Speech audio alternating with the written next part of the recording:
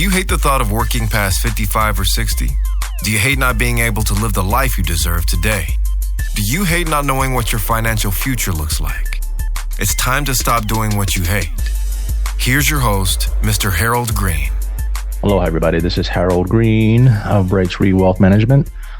And it is time to really stop doing what you hate. I hope you're having a great day today. I'm pretty good, doing pretty good. I'm excited to be sharing today's show with you folks. Something I've been thinking about for about a week, thinking about it, kind of praying about it, and just kind of trying to process it because it's a difficult show. It's something that's weighing on my heart, like very, very deeply. So first of all, I want to say thank you to all the new clients that are coming aboard. Man, I'm excited to be working with you folks. There's a lot of great potential there. I think we're going to make a great team.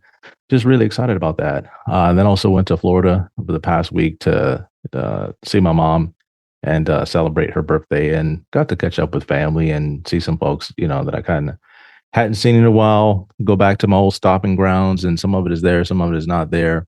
But it was pretty cool. I had a good time just hanging out with my sister and just staying at her house and just kind of getting caught up and just pouring into her, sharing, everything that's been going on with me, and just kind of getting up to speed and just kind of, just like hanging out.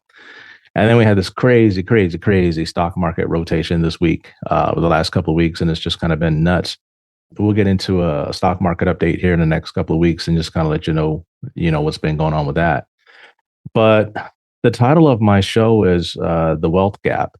And if I can say it honestly, it's going to be The Wealth Gap Part 1. But if there's a subtitle of this show, it would be Financial Disorientation.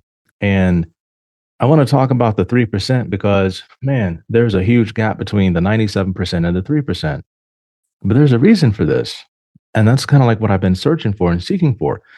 I've been trying to flesh out and just dig up what's causing so many people to just be caught up in the 97%. So I'm going to talk to you folks about some of that today. But my mission is to help get as many people as possible into the 3%.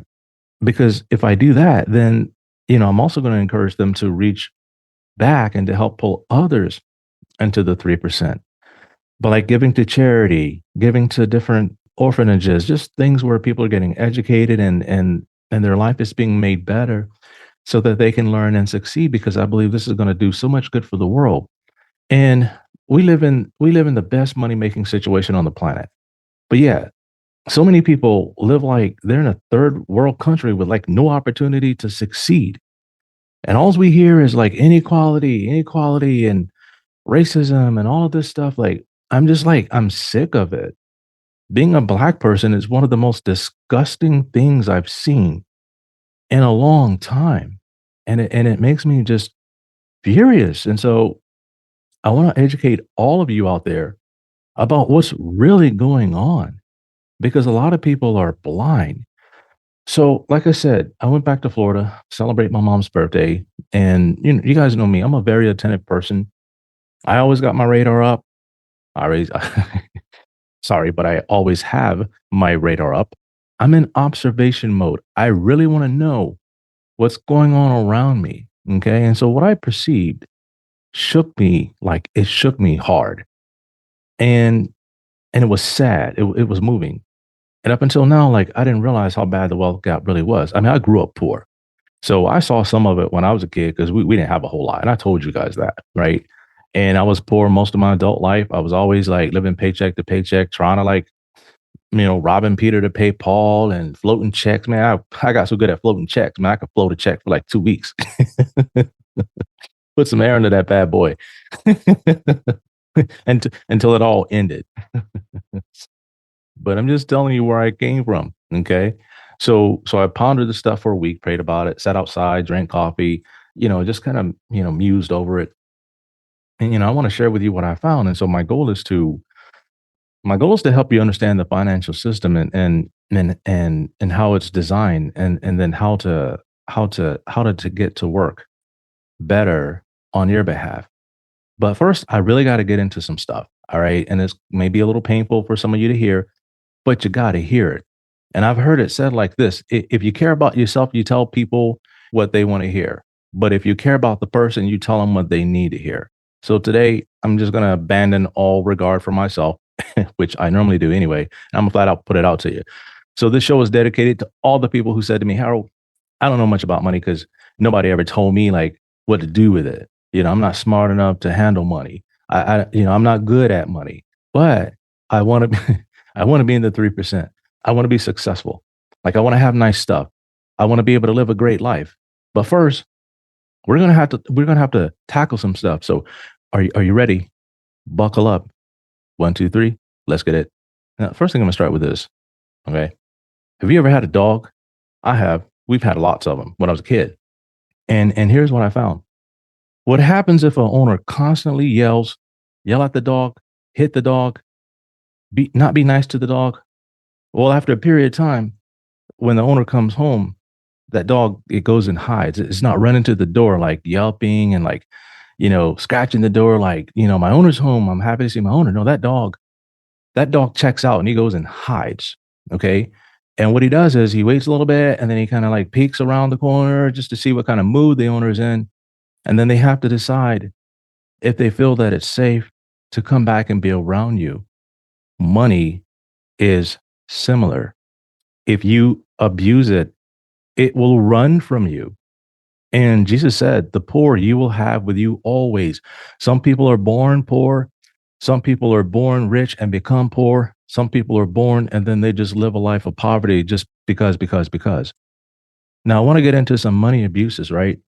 And this is going to be real simple, real basic, but it might hit you below the belt a little bit. So I just want to tell you that ahead of time so you can brace yourself. All right. So money abuses. The first one I see a lot is people spending on wants versus needs. It's like, oh my God, my week was so hard. I deserve a little retail therapy.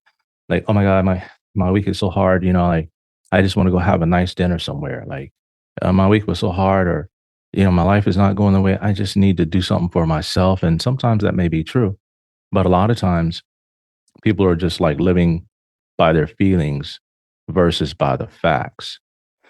And the fact of the matter is you don't have that money to be spending anyway. And I'm going to tell you something here right now. The person you are today is responsible for the old person you're going to become at 65, 70, 80 years old. And if you do a piss poor job of taking care of the future needs of that person, when you get there, it's going to be nobody's fault but your own. And like I said, in one of my last shows, I talked about the tax refund. People get a tax refund every year. Some of them do anyway, big tax returns. And what do? They ball out like Rockefeller. They do not put that money aside. And not putting money aside is a grave mistake. It is a financial abuse. Okay. The next thing I want to talk about is giving money to rich people. These are all ways that you can abuse money. And I want you to think about this. And Proverbs talks about, I can't remember which scripture that was, but it says, he who oppresses or exploits the poor to get more for himself, or who gives to the rich to gain influence and favor, will only come to poverty. Like, this is some serious stuff. And that's in the Amplified Bible.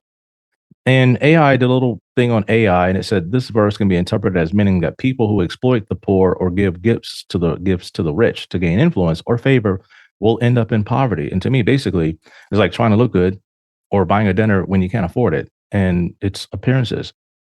And the next thing I kind of want to go into is part of this like systemic issue that we have in our country. And the first thing we look at right now that's hurting a lot of people is inflation.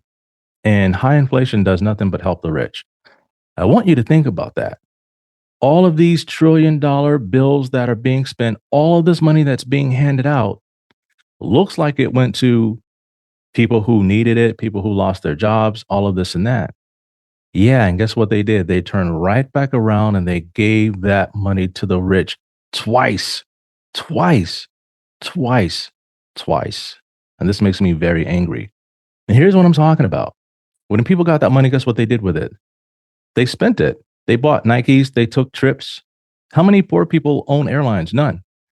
How many poor people own stores where they sell merchandise? None. How many people own hotels that are poor? None. The rich do. And when inflation goes up, rates go up because the Federal Reserve want to crush the spending. Okay. They want to stop you from spending. You're spending too much money. Well, they gave it to you to spend. That's what they gave it to you for, was to help the economy. All right. But it had unintended consequences for a lot of people. And so now the rich got the money in their corporations. And guess what they do? They pocket it and they put it in the bank. And when rates go up to 5, 6, 7%, they're getting 5, 6, 7% on trillions of dollars sitting in their money market account. And you're sitting there holding the bag because you gave to the rich. The Federal Reserve is helping the rich and not the poor. The quest to tame inflation has consequences, and these consequences severely limit the financial opportunities for the poor, but they greatly increase the financial opportunities of the rich. Like I'm just saying this like 5, 6% on money market accounts. Poor people don't have money to put in money market accounts, but boy, they got those shoes, they took those trips, they did all this stuff. Okay. Financial abuse. Now, during times of financial turmoil, and we all have seen this in '08, this is when the rich make their money off of the misfortunes of the poor. Okay. Now, I don't like this, but this is the system. As an investment advisor, I work with people and we manage millions and millions and millions of bucks.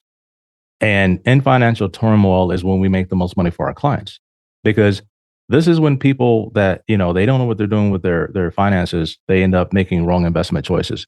Now, this is a financial show. Investments do carry a risk of loss. Before you invest any money, go do your own due diligence, and past performance is no indicator of future results. You got to understand your risk tolerance and so on and so forth. Okay. Get first opinion, second opinion, third opinion before you invest any money. Just do research. Now, I want to get into something here. And it's, the example would be foreclosures, bankruptcies, mass layoffs, high interest rates, things like affirmative action. And I was telling somebody this the other day. I used to be an air traffic controller. I was a beneficiary of an affirmative action, but I was also a victim of affirmative action.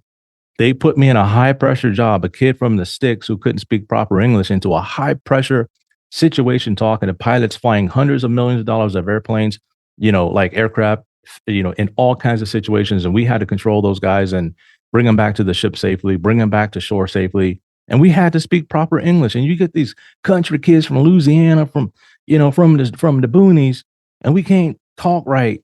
What do you think happened? That was a recipe for disaster by a well-meaning politician that didn't implement the policies the right way. So I kind of got washed out the military. I got such a bad attitude. I said, to hell with you guys. Like, you guys are freaking racist. You guys don't care nothing about like black people. You guys are just, it was my bad attitude is what it really was. And that's the truth. All right. But I'm going to get back to this. So '08, we had subprime mortgages due to Clinton wanting to increase black home ownership. And that was in the face of the following backdrop. All right. And I'm going to be very serious about this. And I did some research. And here's what I found. Black women are caught between bad jobs, widespread financial burdens. 84% of Black mothers are breadwinners. I know this for a fact because I grew up this way. Okay. But this is research that was done. And Black women are also caught up in what I call financial tribalism. That's where if you don't leave the tribe, the people around you will consume whatever success you have, and it's going to be short-lived. You might have a little bit of success, but you won't be able to maximize your full potential. And I'm going to give you an example of something I saw, or something that I commonly see, and something that happened with me. So when you get behind on your bills, your credit is ruined. And when you need a car to get to work, your interest rates, like, they go really high. And this is from a University of Michigan study. And it says, and I quote, in particular, Blacks are less likely than whites to have purchased a new vehicle and are dramatically more likely to have obtained a vehicle finance company loan, not a bank loan, okay? The dealer loan. That's telling you something right there. How many poor Black people do you know that own dealerships? None. I don't know any, okay? The table also indicates that the interest rate paid by Blacks on average are on average a full 100 basis points higher versus what white people pay. And then Blacks on average have worse credit than whites for a variety of reasons, but I'm not casting any blame. It's a personal responsibility situation. All right. Now, when you buy a used car with high rates, the car is probably going to die before you pay it off. And because you can't afford to fix it, you got to roll that debt into another loan. And they call that like You got to roll that debt into another loan on another used car just to get to work at a job that don't pay all that well. That's called being upside down. And I feel like many people are going through life upside down financially. And I can make that reference to a pilot going through a similar situation because I used to be an air traffic controller. And if a pilot doesn't plan the flight properly, gets into bad weather, or doesn't anticipate issues, that's when crashes happen. When people don't build proper financial plans, that's when crashes occur. And it says occasionally pilots become disoriented, especially while operating in clouds under IFR, which we call instrument flight rules. Pilot disorientation can lead to stalls or spins that lead to crashes, right? You ever seen people in just a financial tailspin and they just can't get out of it? They can't get out of it, paycheck to paycheck to paycheck. I'm going to submit this to you. Many people are living in clouds and are financially disoriented. I see it all the time.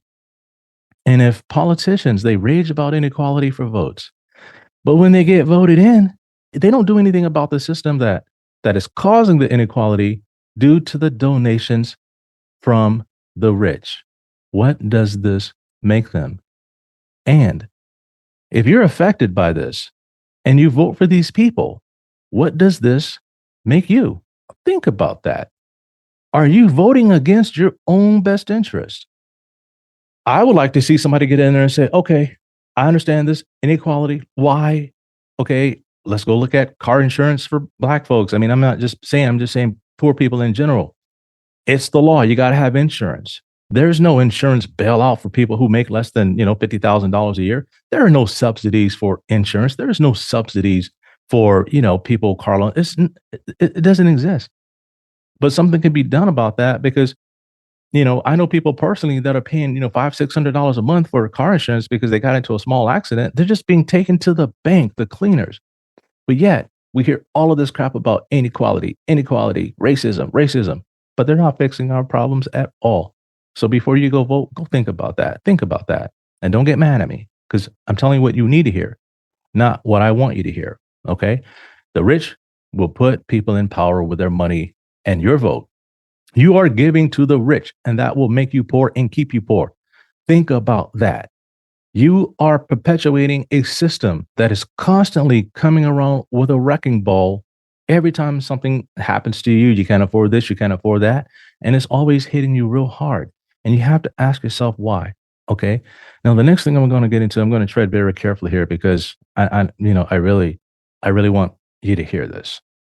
Giving away money you don't have to church. Okay. I hear this a lot. Harold, I got to give my 10%. I do this. I got to do that. No, you don't. Read your Bible. Go look in the New Testament about this stuff. Go study it out. Because here's why. If you are behind on your bills and you're giving away money that you don't have, this is a form of money abuse. That money belongs to someone else that you made a commitment to, and you are not taking personal responsibility for your actions. And God will not reward bad behavior. Well, God gonna bless me. No, he ain't. You owe this money to somebody else. Okay, you're being irresponsible. All right, let's cut this out. I'm telling you the truth. Study it, understand it, get yourself in a better place. So many people wonder why they keep doing this and nothing changes because he doesn't reward bad behavior. You don't reward your kids for bad behavior. Look, Ma, I went bust out the window. No, okay. Can I have ice cream now? Like, no. I'm sorry, but I see this a lot and people are disillusioned. Okay. The other thing is helping family members when you don't have enough for yourself, always bailing them out of poor financial decisions because they've spent their money on what they want versus what they need. And now when something of a need comes around, they don't have it.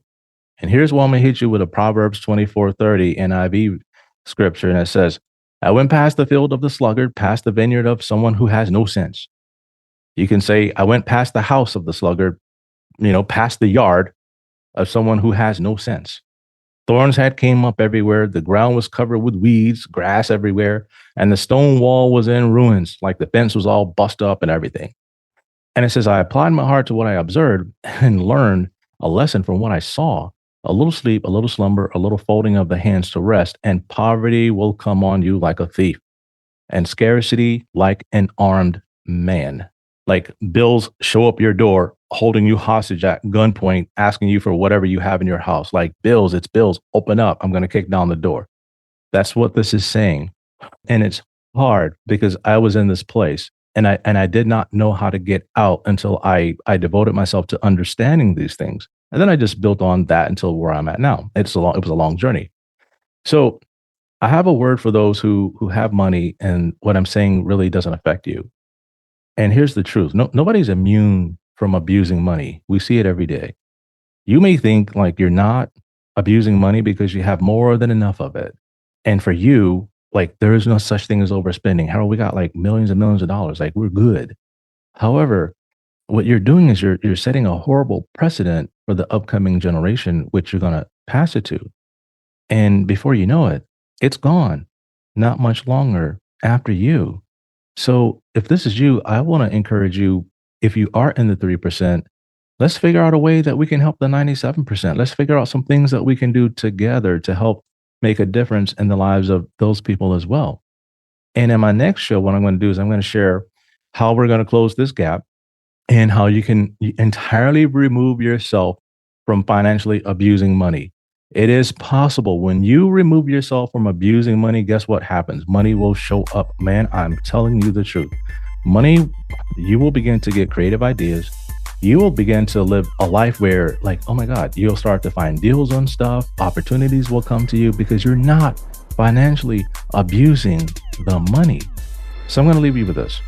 If you have a minimum of $500,000, I'd like for you to go through my process to see if we would be a good team in order to help you get into the 3% and then to grow your wealth, potentially to reach back and to help pull somebody else up from the 97% to the 3%. Okay. So I just wanted to put this out there for you folks, let you know what I see going on. I'm sure some of you see some of the stuff going on, but some of you just, stick your head in the sand and say, as Japanese word is shogunai, cannot be helped. Shogunai cannot be helped. It can be helped. Everything can be helped. So thanks for allowing me to share this with you folks today. And thanks for tuning in. And until next time, everybody, 1, 2, 3, let's get it. This is thepodcastfactory.com.